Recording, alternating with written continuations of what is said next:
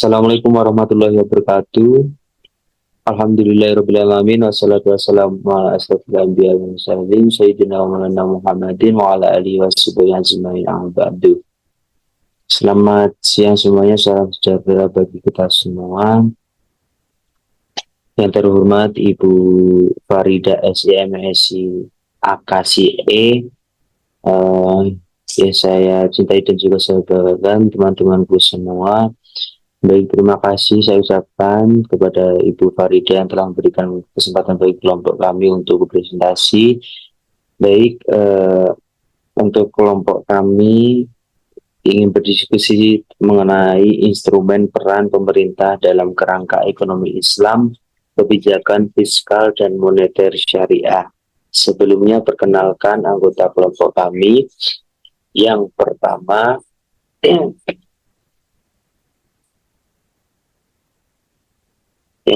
adalah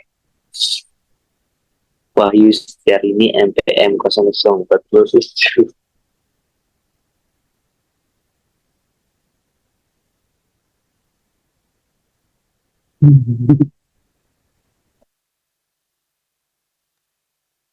Yang pertama Wahyu Setiarini MPM 0047, kemudian Syabila Dwi Rahmawati MPM 0055, kemudian Muhammad Fauzan Lutfi Aziz MPM 56, kemudian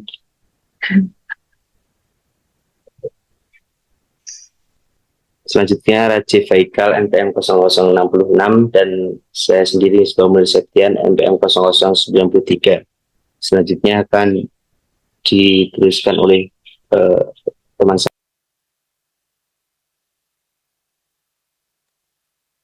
Selanjutnya, mengenai pokok pembahasan yang akan dibahas oleh kelompok kami, yang pertama ada kebijakan fiskal dalam Islam, yang kedua ada kebijakan fiskal di Indonesia, yang ketiga ada kebijakan fiskal dalam kerangka ekonomi Islam di Indonesia, yang keempat ada kebijakan moneter dalam Islam, mengenai makna, tujuan, dan fungsi kebijakan moneter.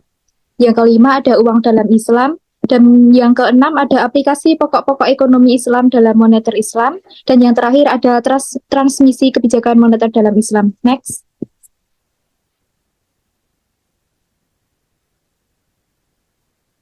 Kebijakan fiskal dalam Islam. Sebelumnya kita akan membahas mengenai kebijakan fiskal. Kebijakan fiskal merupakan kebijakan yang dibuat oleh suatu pemerintah untuk dapat mengarahkan ekonomi suatu negara melalui pengeluaran dan pendapatan berupa pajak pemerintah. Kebijakan fiskal juga bertujuan untuk meningkatkan penerimaan pemerintah dalam rangka peningkatan kesejahteraan rakyat dengan cara menyesuaikan pengeluaran dan penerimaan. Kebijakan yang menyangkut pembelian atau pengeluaran pemerintah atas barang dan jasa penerima pemerintah. Kebijakan fiskal diklasifikasikan menjadi 3 kategori, yaitu yang pertama ada kebijakan yang menyangkut pembelian, pengeluaran pemerintah atas barang dan jasa. Yang kedua ada kebijakan yang menyangkut perpajakan, dan yang terakhir ada kebijakan yang menyangkut pembayaran transfer. Next.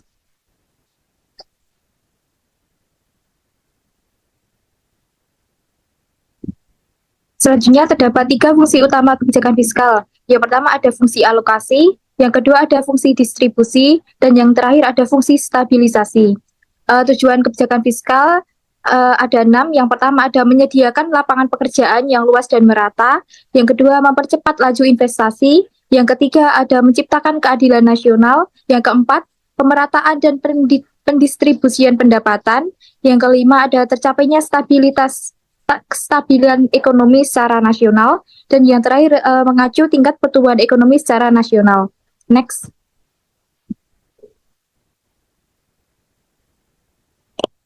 Selanjutnya mengenai kebijakan fiskal dalam Islam.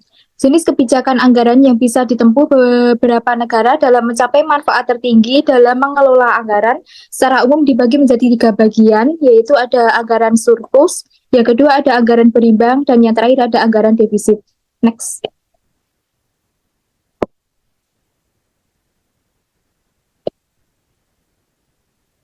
Selanjutnya mengenai kebijakan fiskal di Indonesia. Kebijakan fiskal di Indonesia diterapkan dalam wujud APBN yang dalam beberapa tahun terakhir selalu mengalami defisit. Ada beberapa istilah terkait dengan kebijakan fiskal, yaitu kapasitas fiskal, kebutuhan fiskal, dan celah fiskal. yang digunakan untuk menjelaskan mekanisme pembentukan postur APBN, kebijakan fiskal memiliki dua prioritas, yaitu yang pertama mengatasi defisit anggaran pendapatan dan belanja negara atau APBN dan masalah-masalah APBN lainnya. Yang kedua, mengelola stabilitas ekonomi makro antara lain terkait dengan pertumbuhan ekonomi, tingkat inflasi, kesempatan kerja, dan neraca pembayaran. Next.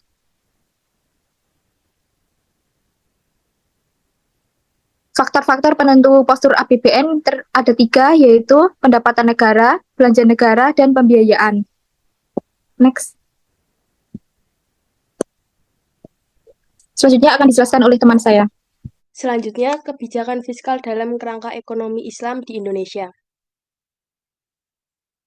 Kebijakan fiskal zaman Rasul dan sahabat adalah income oriented. Maknanya, pendapatan menjadi fokus perhatian dalam pengelolaan belanja negara. Selanjutnya, dari pendapatan yang diperoleh, itu kemudian dialokasikan pada belanja yang sesuai dengan kebijakan alokasi anggaran yang ditetapkan. Berbeda dengan kebijakan fiskal pada masa kekinian yang growth oriented, yakni dengan menetapkan target-target pertumbuhan ekonomi yang diinginkan, sehingga berdampak pada suatu keadaan ketika pendapatan tidak mencukupi untuk ekspenditur atau anggaran belanja, maka terjadi defisit anggaran sehingga solusinya antara lain berutang. Di gambar samping ada sumber utama pendapatan negara. Menurut Islam dapat diklasifikasikan sebagai berikut. Karakteristik kebijakan fiskal dalam sistem ekonomi Islam dibagi menjadi tiga. Yang pertama, pengeluaran negara dilakukan berdasarkan pendapatan, sehingga jarang terjadi defisit anggaran. Yang kedua, sistem pajak proporsional. Pajak dalam ekonomi Islam dibebankan berdasarkan tingkat produktivitas, misalnya kharaj. Besarnya pajak ditentukan berdasarkan tingkat kesuburan tanah, metode irigasi maupun jenis tanaman. Yang terakhir, penghitungan zakat berdasarkan hasil keuntungan bukan pada jumlah barang. Misalnya zakat perdagangan, yang dikeluarkan zakatnya adalah hasil keuntungan sehingga tidak ada pembebanan terhadap biaya produksi. Secara umum, kebijakan fiskal Islam di Indonesia dapat terlihat dari beberapa aktivitas pemerintah dalam pembangunan ekonomi dengan menggunakan dana, instrumen, dan kebijakan fiskal Islam seperti yang pertama, penerimaan sebagian pajak yang sudah sesuai dengan atau dapat dipersamakan dengan pungutan di zaman Rasulullah. Yang kedua, penghimpunan dana pemerintah dari sumber lainnya seperti hibah yang sesuai dengan prinsip syariah. Dan yang terakhir, penghimpunan dana pemerintah dari penerbitan surat berharga syariah negara atau disebut SBSN. Selain itu, oleh karena secara umum menggunakan dana negara adalah untuk kemaslahatan umat seperti pembangunan sarana publik, infrastruktur, dan lain-lain. Maka hal ini sudah sejalan fungsi pemerintah untuk menciptakan kesejahteraan kepada publik. Selanjutnya akan dijelaskan oleh teman saya. Ya, selanjutnya adalah kebijakan moneter dalam Islam.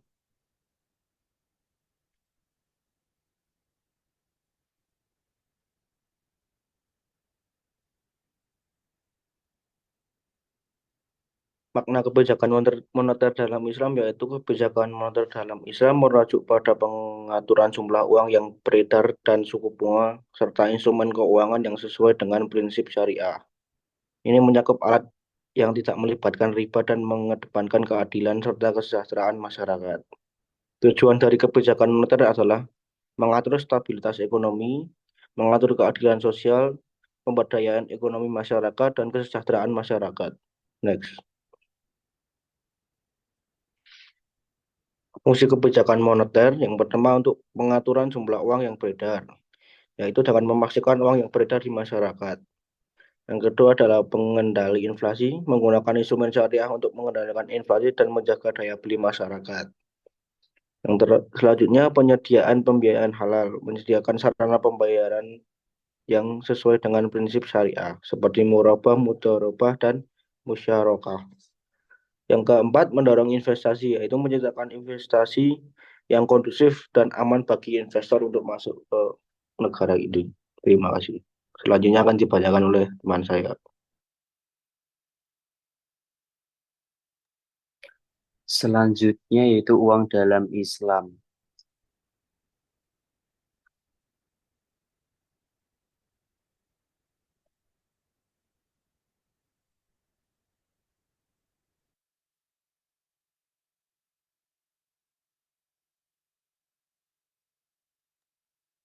Definisi uang. Uang itu didefinisikan sebagai sesuatu yang dipergunakan untuk mengukur tiap barang dan tenaga. Misalkan, harga adalah standar untuk barang, sedangkan upah adalah standar untuk manusia, yang masing-masing merupakan perkiraan masyarakat terhadap nilai barang dan tenaga orang. Selanjutnya yaitu fungsi uang. Yang pertama yaitu sebagai alat tukar atau medium of exchange, yaitu uang dapat digunakan untuk membeli barang dan jasa yang ditawarkan. Kemudian sebagai alat penyimpan nilai, yaitu menyimpan kekayaan senilai jumlah uang yang disimpan. Kemudian sebagai alat satuan hitung atau unit of account atau alat pengukur nilai, yaitu sebagai alat uang berfungsi sebagai satuan hitung yang menunjukkan nilai dari barang atau jasa yang diperjualbelikan. Selanjutnya, sebagai ukuran standar pembayaran yang ditangguhkan, yaitu uang dapat mempermudah pembayaran.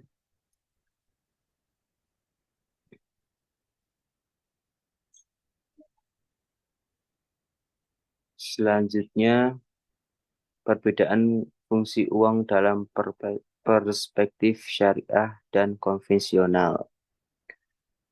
Fungsi uang yang pertama konvensional, alat tukar uang mempermudah atau memfasilitasi pertukaran barang dan jasa. Sedangkan syariah untuk alat tukarnya bukan komersial atau tidak bernilai, tetapi memperlancar transaksi ekonomi. Kemudian yang kedua, jika dilihat dari ukuran pembayaran, uang konvensional yang nilainya stabil berfungsi sebagai ukuran pembayaran, sedangkan fungsi uang syariah eh, dilihat dari ukuran pembayaran, uang hanya alat untuk ukuran pembayaran dan tidak mendatangkan keuntungan.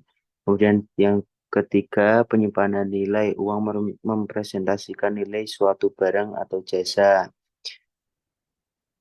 Sedangkan syariah, uang hanya wadah penyimpan nilai suatu barang dan tidak mendatangkan keuntungan. Kemudian yang terakhir, jika dilihat dari satuan hitung, uang konvensional, yaitu uang sebagai alat hitung nilai suatu barang dan jasa pada ekonomi. Sedangkan uang syariah dilihat dari satuan hitung, alat hitung harus bernilai tetap, stabil, dan tidak fluktuatif.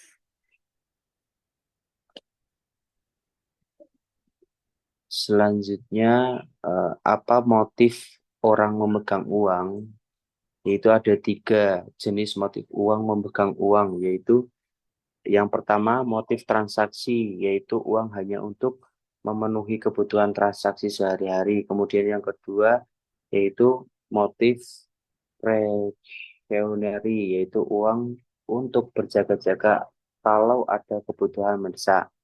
Kemudian yang ketiga yaitu motif investasi atau saving, yaitu uang digunakan agar jumlah dan nilainya itu bertambah. Next. Selanjutnya jenis-jenis uang. Yang pertama yaitu uang komoditas. Adalah uang yang berbentuk barang dengan nilai intrinsik. Misalnya dinar emas, dirham, perak, dan memenuhi kriteria seperti diterima umum, kualitas stabil, jumlah terbatas, dan mudah dibawa. Kemudian yang kedua, uang representasi, yaitu uang berupa klaim atas komoditas seperti sertifikat emas atau perak. Nilainya didasarkan pada logam mulia dan dapat ditukar dengan logam tersebut pada masa tertentu, seperti dolar Amerika Serikat. Kemudian ketiga yaitu uang fiat, yaitu uang yang nilainya ditentukan oleh peraturan atau hukum pemerintah tanpa dukungan logam mulia, berbeda dari uang komoditas. Kemudian yang keempat yaitu uang elektronik, yaitu bentuk uang muncul dari perkembangan teknologi keuangan atau vintage, yaitu bertujuan untuk mempermudah transaksi dengan menggunakan media elektronik. Kemudian yang kelima yaitu mata uang digital, adalah mata uang yang diterbitkan oleh otoritas atau bank sentral secara digital. Penggunaannya memerlukan pertimbangan mendalam terkait identitas negara, martabat, stabilitas fungsi uang, dan dampaknya terhadap sistem ekonomi dan keuangan. Next. Selanjutnya, e-money syariah. Menurut Bank for International Settlement atau BIS, money adalah produk stored value atau prepared mana sejumlah di mana sejumlah nilai uang disimpan dalam suatu media elektronis yang dimiliki seseorang. Sementara itu, menurut Peraturan Bank Indonesia Nomor 26 PBI tahun 2018, uang elektronik adalah instrumen pembayaran yang memenuhi unsur sebagai berikut. Yang pertama, diterbitkan atas dasar nilai uang yang disetor terlebih dahulu kepada penerbit. Kemudian yang kedua, nilai uang itu disimpan secara elektronik dalam suatu media server atau chip. Kemudian nilai uang elektronik yang dikelola oleh penerbit bukan merupakan simpanan sebagai dimaksud dalam undang-undang yang mengatur mengenai perbankan. Selanjutnya, aplikasi e-money syariah menjadi tidak syar'i jika yang pertama, syarat dan rukun akad syarf, ijarah, dan wakalah tidak terpenuhi. Kemudian adanya unsur paksaan dari suatu pihak sehingga hilanglah unsur suka sama suka. Kemudian yang ketiga, nilai uang yang tersimpan di elektronik berbeda dengan uang real yang dipergunakan untuk membeli uang elektronik. Ini berarti terjadi riba. Kemudian yang terakhir, transaksi uang elektronik tidak dilakukan secara tunai. Selanjutnya akan diteruskan oleh teman saya. Selanjutnya, aplikasi pokok-pokok ekonomi Islam dalam moneter Islam. Kebijakan moneter dalam kerangka ekonomi Islam pada buku ini dianalisis dengan pendekatan kontemporer dalam koridor keuangan ganda, yaitu syariah dan konvensional atau dual financial system. Pada umumnya ada 3 perbedaan prinsipil antara kebijakan moneter dalam perspektif Islam dan perspektif konvensional kontemporer, yaitu kebijakan moneter perspektif Islam. Dalam perspektif Islam, kebijakan moneter selalu integratif dengan kebijakan sektor real, bahkan sektor moneter merupakan turunan dari sektor real. Sementara kebijakan moneter bank sentral selalu terkait moneter saja, tidak berkaitan langsung dengan sektor real. Yang kedua, dalam perspektif Islam, prinsipnya ta'awun, sehingga mengedepankan kolaborasi dan kerjasama antar elemen. Sementara kebijakan moneter konvensional, bank sentral dimanapun di dunia harus independen. Yang terakhir, dalam perspektif Islam, uang itu harus mewakili sektor real, bukan mencetak uang. Sedangkan kebijakan moneter konvensional, bank sentral mencetak uang yang pada gilirannya akan menyebabkan inflasi. Selanjutnya, aplikasi moneter Islam adalah terbebasnya aktivitas ekonomi dari riba, maisir, dan goror. Bunga dalam perbankan termasuk riba.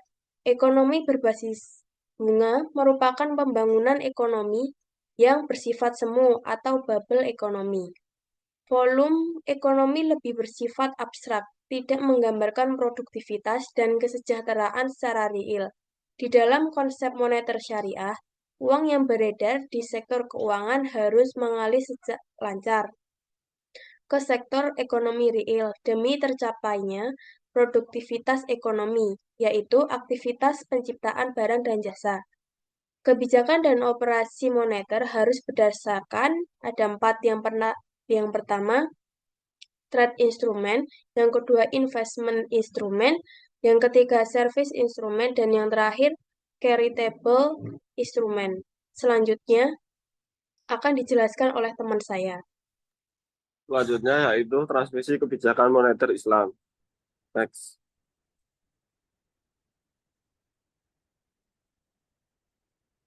Transmisi kebijakan moneter Islam adalah proses di mana kebijakan moneter yang ditetapkan oleh otoritas moneter, dalam hal ini Bank Sentral, memengaruhi variabel-variabel ekonomi makro seperti inflasi, output, dan tingkat suku bunga, tetap memperhatikan dan menjalankan prinsip-prinsip syariah. Next.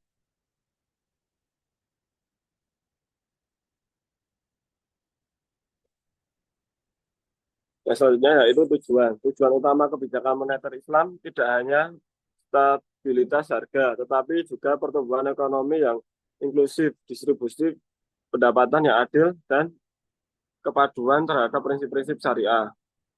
Yang kedua yaitu instrumen. Instrumen kebijakan moneter dalam Islam cenderung lebih beragam dan fleksibel. Selain instrumen kuantitatif seperti pengaturan uang beredar, instrumen kualitatif seperti pengawasan terhadap bank syariah juga penting. Untuk mekanisme yaitu mekanisme transmisi kebijakan moneter dalam Islam melibatkan interaksi antara berbagai pihak termasuk bank sentral, bank syariah, perusahaan, dan rumah tangga. Proses transmisinya lebih kompleks dan tidak selalu linear. Next. Untuk selanjutnya yaitu sukuk sebagai instrumen fiskal dan moneter.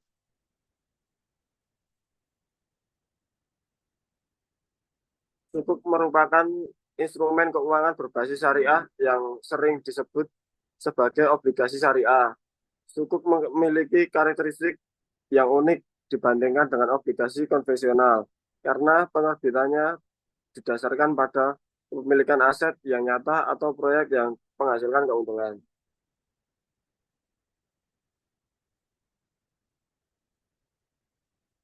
Selanjutnya yaitu sukuk sebagai instrumen fiskal. Ketika pemerintah atau lembaga publik menerbitkan sukuk, maka sukuk tersebut berfungsi sebagai instrumen fiskal. Artinya sukuk digunakan sebagai salah satu cara untuk membiayai defisit anggaran atau proyek-proyek infrastruktur. Contohnya yaitu pembiayaan defisit anggaran. Sukuk dapat digunakan untuk menutup selisih antara pendapatan dan pengeluaran negara. Yang kedua yaitu pendanaan proyek infrastruktur. Pemerintah dapat menerbitkan sukuk untuk membiayai pembangunan infrastruktur seperti jalan, jembatan, atau pelabuhan. Next.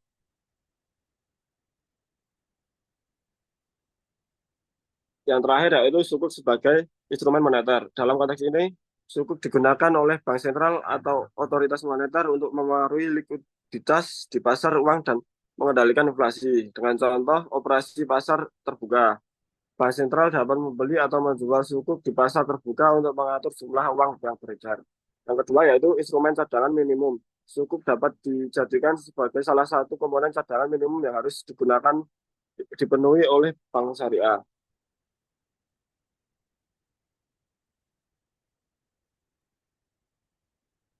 Sekian presentasi dari kelompok kami yang dapat kami sampaikan. Bila ada kesalah kata, mohon maaf.